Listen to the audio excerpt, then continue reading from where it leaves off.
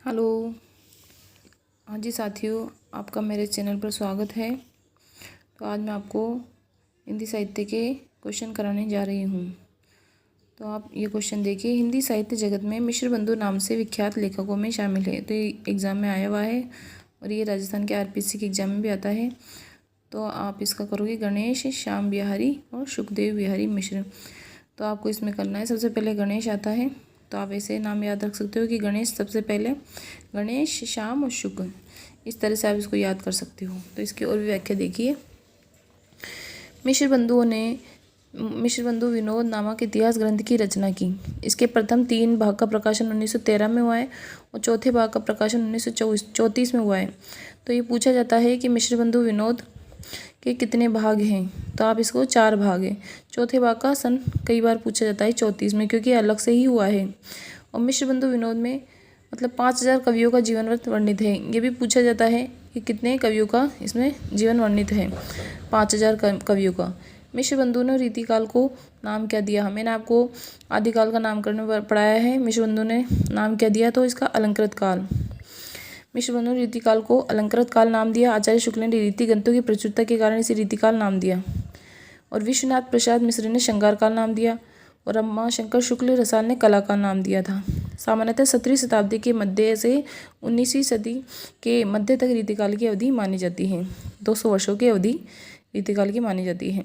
अब मैंने आपको आदिकाल के नामकरण बताया था कि हिंदी साहित्य के आदिकाल को सिद्ध सामंत युग नाम दिया। किसने दिया था? राहुल शंकरतैन ने 7वीं शताब्दी में है।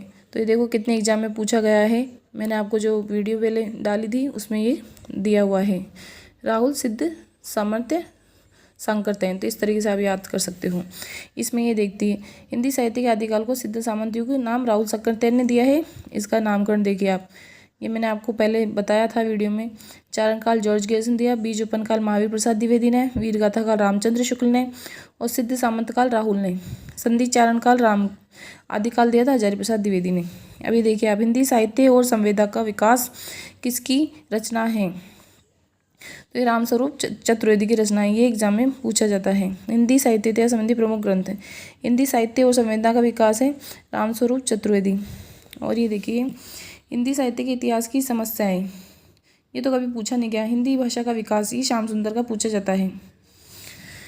और ये देखिए हिंदी साहित्य का इतिहास 1973 में नगेंद्र का है। और ये जरूर पूछा जाता है हिंदी साहित्य का इतिहास दर्शन नलिन विलोचन शर्मा, ये पूछा जाता है। विवेचनात्मक इतिहास ये कई बार पूछा जाता है। आप इसमें देख लेना और जो आपको मोस्ट लगे वीडियो रोक के एक ये वाला देखना आप, राजस्थानी भाषा और साहित्य का मोतीलाल मेहनारिया। एक ये देखना आप, हिंदी भाषा का दूसरा इतिहास बच्चन सिंह ने दिया था, ये भी पूछा जाता है। और आधा इतिहास सुमन राजे ने दिया था। नागरिक प्रचारणी सभा द्वारा प्रकाशित हिंदी साहित्य का वृत्त इतिहास के प्रथम भाग का शीर्षक क्या है। तो हिंदी साहित्य की पीठिका। ये जो 16 भाग थे उसका ये प्रथम वो है राजबली पांडे का शायद। नागरिक प्रचारणी सभा द्वारा प्रकाशित हिंदी साहित्य का इतिहास के प्रथम भाग का शीर्षक हिंदी साहित्य की पीठिका है। ये वाराणसी द्वारा इसका प्रकाशन हुआ था। इसमें 1953 में इसे स्वीकार किया गया था। ये 12 खंड है, सॉरी मैंने 16 बोल दिया, 12 खंडों में है। हिंदी साहित्य की पीठिका। द्वितीय भाग का शीर्षक हिंदी भाषा का विकास है। अब ये देखना, अब ये असिस्टेंट प्रोफेसर में ये क्वेश्चन आया हुआ है, अभी आया है ना। मैंने आपको ऊपर व्याख्या करके बताई है। तो हिंदी साहित्य का दूसरा इतिहास बच्चन सिंह ने दिया था, मैंने आपको भी बताया ऊपर। ये देखो हिंदी साहित्य का दूसरा इतिहास बच्चन सिंह। तो अब इसमें देखिए बच्चन सिंह, हिंदी साहित्य 20वीं शताब्दी, तो ये गलत है। इसका है नंद दुलारे वाजपेयी। हिंदी साहित्य का इतिहास है लक्ष्मी सागर वासन ने 1952 में आया था ये। तो आप इसका तो जरूर से जरूर याद रखना, क्योंकि ये कई एग्जाम में पूछा गया है। हिंदी साहित्य का आलोचनात्मक इतिहास राम कुमार वर्मा ने 1938 में लिखा था। ये मैंने आसन में लिख दिया है। अब ये आप नीचे भी व्याख्या देख सकते हैं, ठीक है। तो आप इसको वीडियो को रोक के इस व्याख्या को देख सकते हैं। इसी तरह से काल प्रवृत्ति का निर्णय प्राप्त ग्रंथों की संख्या द्वारा नहीं निर्णित हो सकता, बल्कि उस काल की मुख्य प्रेरणादायक वस्तु के आधार पर ही हो सकता है। यह कथन किसका है? असिस्टेंट प्रोफेसर में आया हुआ है। तो ऐसे क्वेश्चनों का फर्स्ट ग्रेड में आने का चांस ज़्यादा रहता है, जिसमें हजारी प्रसाद द्विवेदी। आप इस वीडियो को रोक के ये इसके कथन देख सकते हो। कौन सा विवरण सही नहीं है? तो गारसादा तासी ने अपने इतिहास ग्रंथ में कवियों की काल क्रमानुसार प्रस्तुत किया है। ये काल क्रमानुसार गारसादा तासी ने प्रस्तुत किया है, ये गलत है। ये देखो शिव सिंह सरोज में लगभग 1000 कवियों का जीवन चरित्र वर्णित है। ये 1883 में आया था शिव सिंह सरोज हिंदी में। और जॉर्ज ग्रेसन ने इतिहास ग्रंथ का हिंदी अनुवाद हिंदी साहित्य का प्रथम इतिहास शीर्षक से प्रकाशित किया, ये सही है। जॉर्ज ग्रेसन ने कवियों और लेखकों को काल क्रमानुसार वर्गीकृत किया है। अब यहाँ क्या दिया है, गारसादा तासी, तो ये गलत है। ये जॉर्ज ग्रेसन ने ही किया था, कवियों और लेखकों का क्रम के अनुसार, काल क्रम के अनुसार। ये देखिए इसकी व्याख्या। ये गारसादा तासी के ग्रंथ को हिंदी, उर्दू, हिंदुस्तानी साहित्य का सर्वप्रथम इतिहास ग्रंथ माना जाता है। पहला संस्करण 2 भागों में आया था, 1839 में और 1847 में।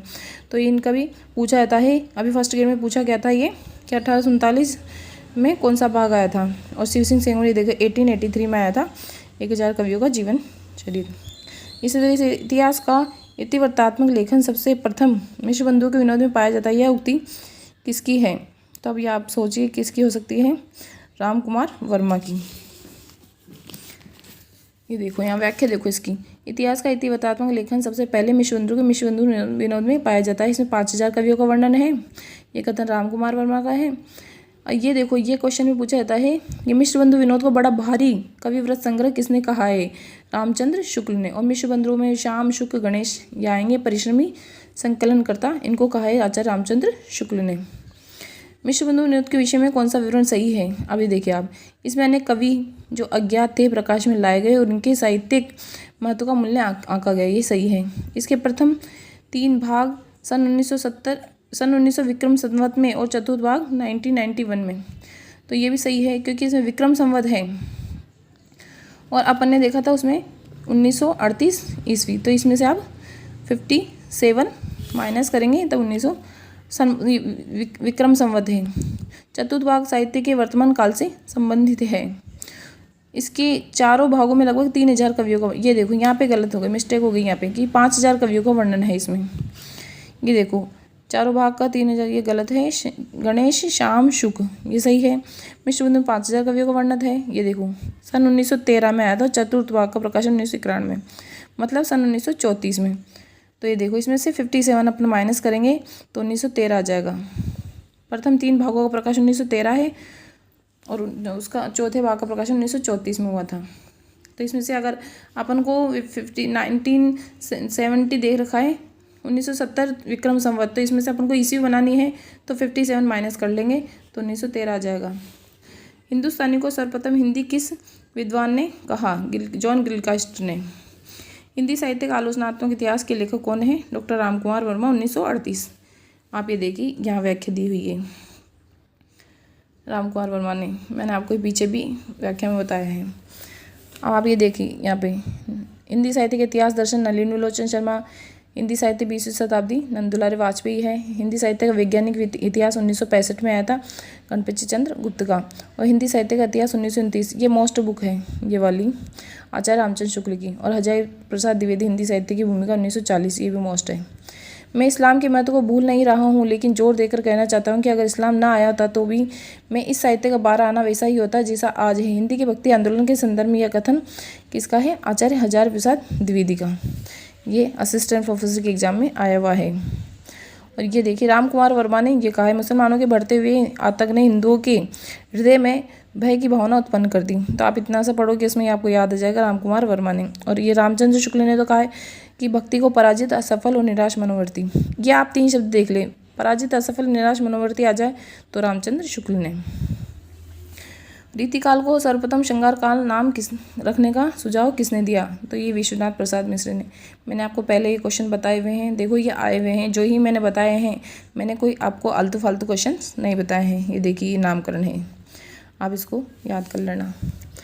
अब इसी तरह से गारसादा तासी के इतिहास ग्रंथ इस्तवार द ला लिटरेचर हिंदुस्तानी का दूसरा संस्करण कब प्रकाशित हुआ? 1871 में। अब ये पहले मैंने आपको बताया है। अभी ये देखो प्रकाशन 2 भागों में 1839 में और 1847 में प्रकाशित हुआ था। इस ग्रंथ में 738 कवि हैं। हिंदी के कितने कवि हैं? 72। ये कई बार पूछा गया है कि इसमें हिंदी के कितने कवि हैं? 72। ये फ्रेंच भाषा में है पूछा जाता है। और ये लक्ष्मी सागर वार्ष्णेय ने ताशी के ग्रंथ का हिंदी अनुवाद किया था 1952 में। ये भी कई बार पूछा गया है। आपका मेरा ये वीडियो आपके लिए बहुत उपयोगी होगा। जिस भी एग्जाम में आप उठा के देखेंगे, इससे इतनी सी वीडियो से देखना आप कि क्वेश्चन आपको मिलेंगे। रामचंद्र शुक्ल का हिंदी साहित्य का इतिहास पहले किस ग्रंथ की भूमिका के रूप में छपा? हिंदी शब्द सागर के में। ये देखो, हिंदी साहित्य का इतिहास पहले इस नाम से छपा था रामचंद्र शुक्ल का, फिर उसको बाद में हिंदी शब्द सागर की भूमिका के रूप में 1929 में प्रकाशित किया गया था। अब ये देखिए आप, तज़किरा-ए-शुराई हिंदी मौलवी करीमुद्दीन की है। ये भी किसी न किसी एग्जाम में आया हुआ क्वेश्चन है। ये जस्ट अभी आया है 1848 में। भाषा काव्य संग्रह महेश दत्त का। हिंदी साहित्य की भूमिका हजारी प्रसाद द्विवेदी का है। हिंदी साहित्य का उद्भव विकास भी हजारी प्रसाद द्विवेदी का है, 1952 में आया था। हिंदी साहित्य का आदिकाल 1952 में हजारी प्रसाद द्विवेदी का है। हिंदी साहित्य का वैज्ञानिक इतिहास गणपति चंद्र गुप्त ने 1965 में है। और हिंदी साहित्य और संवेदा का इतिहास रामस्वरूप चतुर्वेदी का है। इसी तरह से रामचंद्र शुक्ल के अनुसार शिव सिंह सरोज में गिनाए गए ग्रंथ कौन से हैं? तो आप ये देखिए, राम सतसई है और कड़खा रामायण। शिव सिंह सरोज 1883 में आई थी। तो ये देखिए, राम सतसई और कड़खा रामायण, ये पूछा गया क्वेश्चन है नेट में। और ये है सुमेलित करने वाले क्वेश्चन हैं। हिंदी साहित्य विमर्श किसकी बुक है? अयोध्या सिंह उपाध्याय की हिंदी भाषा के साहित्य का विकास है। हजारी प्रसाद द्विवेदी की है हिंदी साहित्य की भूमिका 1940 में। रामस्वरूप चतुर्वेदी की हिंदी साहित्य और संवेदा का विकास। यहाँ पे इसकी व्याख्या देख सकते हो और याद कर सकते हो। हिंदी साहित्य का आदिकाल हिंदी का एक इतिहास ग्रंथ है। इस ग्रंथ के रचनाकार का नाम है हजारी प्रसाद द्विवेदी। हिंदी साहित्य का आदिकाल 1952 में आया हुआ है। ये देखो, इस एग्जाम में आया हुआ है। और भी इसमें सन लिखे हुए नहीं है, वरना ये सब एग्जाम में। यहाँ पे तीनों बुक आ गई इनकी।